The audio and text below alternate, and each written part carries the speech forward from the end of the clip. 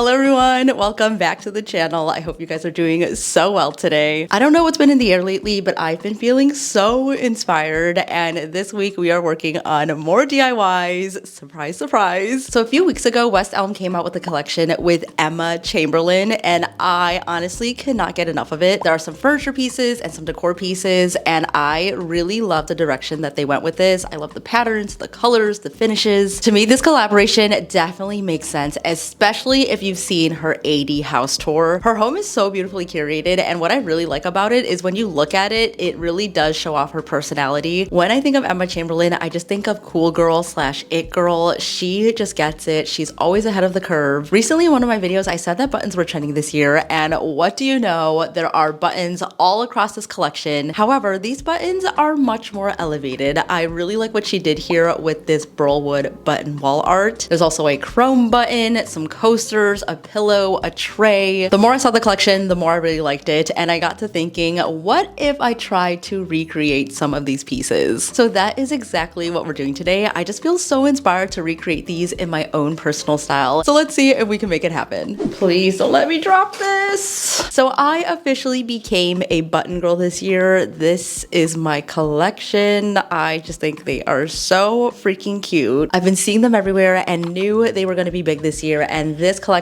at West Elm definitely confirms it. Obviously, buttons have been around in the crafting world since forever, but I feel like this collection really elevates them and uses them in a different way that I haven't really seen before. One of the pieces that really stood out to me was this button tray, which I think looks so cool, and also something that you can totally DIY. So I went out and I got myself a little wooden tray, and honestly, I could not find anything bigger than this that looked exactly like the inspo, but this is actually the perfect size for me because I want to put this in my bathroom. And obviously I have my button collection just waiting to be used for a project, so I'm gonna go through, pick out the buttons that I want to use. I'm honestly still trying to figure out if I want to make this more colorful or make it a little bit more neutral, so I'm gonna play around and see what color palette we come up with. While I was putting all the buttons in place, I was taken back to my grandma's quote-unquote sewing kit, which was just in a butter cookie tin. You guys know exactly the one. It was a place where all the random buttons, thread, and needles lived, so whenever I needed something fixed, she would do it right away. I will always take that memory with me, so I really love that these are all jumbled up with different shapes and sizes and colors. There is no rhyme or reason to it, except there kind of was because I took 2 hours to arrange everything to make sure that none of the same colors were sitting next to each other. This feels whimsical yet intentional, and I already know it's going to be one of those pieces that I can style in any room and it'll instantly make it feel more playful. Have you ever taken a project and just like way overcomplicated because you started messing around with it too much? Because that is exactly what's happening with this project. It should not be taking me this long, but I'm literally moving every little button and making sure that these same colors are not next to each other. I am like way overthinking this because this is taking me like over an hour just to configure the buttons, but I think I'm finally happy with it. I'm gonna put my tweezers down and glue these in place. So I'm actually gonna use UV resin. This will set everything and also kind of just level it out. So I'm gonna do a couple of coats of that.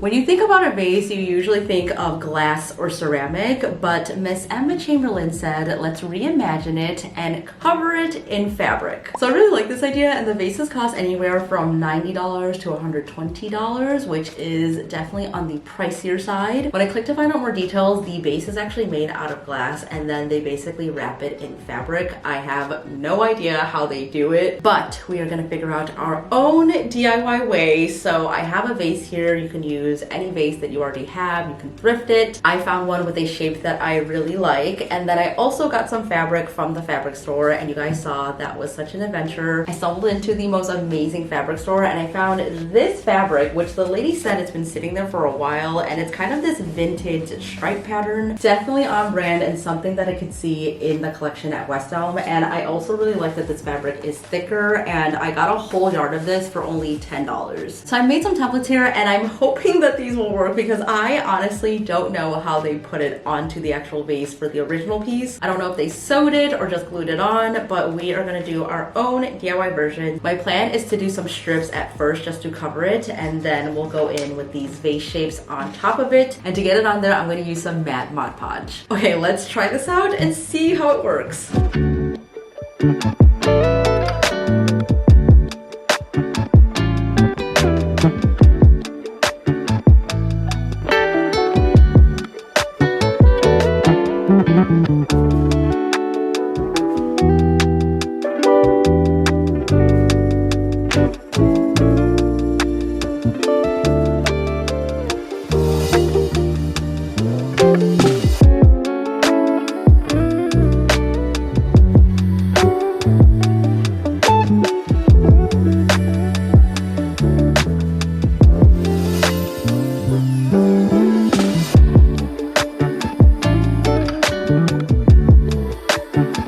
Now that these are all on, I'm gonna do this center part right here, and I actually tried one off camera just to make sure that it worked, and I feel like this looks pretty good, you guys. I cut these ones with the curve so then it can match the curve of the vase, and I think the biggest thing here is to make sure that you hold it down while it's drying. That way everything lays nice and flat. It does take a little bit of patience, but I think this looks pretty seamless.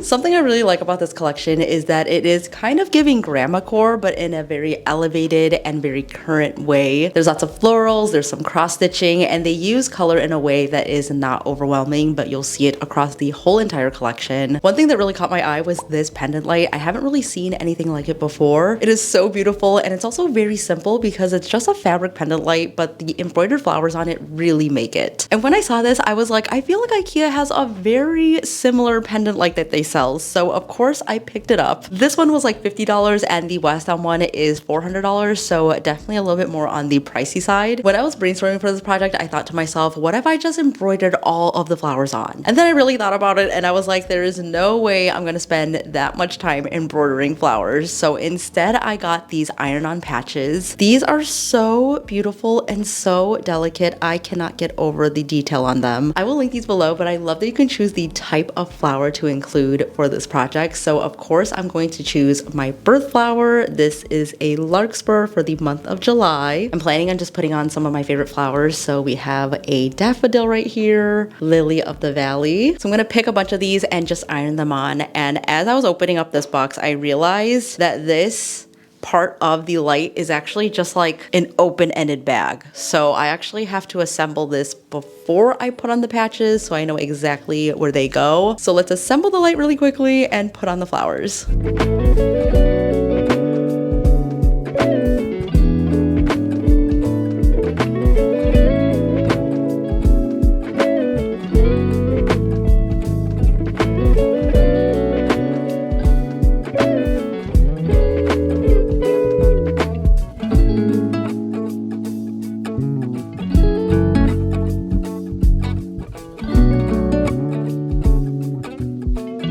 Mark my words, you guys, I'm adding embroidery to my DIY bucket list this year because just look at how beautiful these are. Instantly, this light looks a million times better, and I already have an idea of what I can embroider next, so watch out for that. Going into this, I was a little bit worried that each patch was going to take a long time to stick, but you guys, this was actually so easy. I think because I'm using such a small iron, I was really able to get in there, and this thing has really come in handy for so many different projects. So if you don't already have one for DIYs, I would highly recommend, and I will link this one that I'm using down below.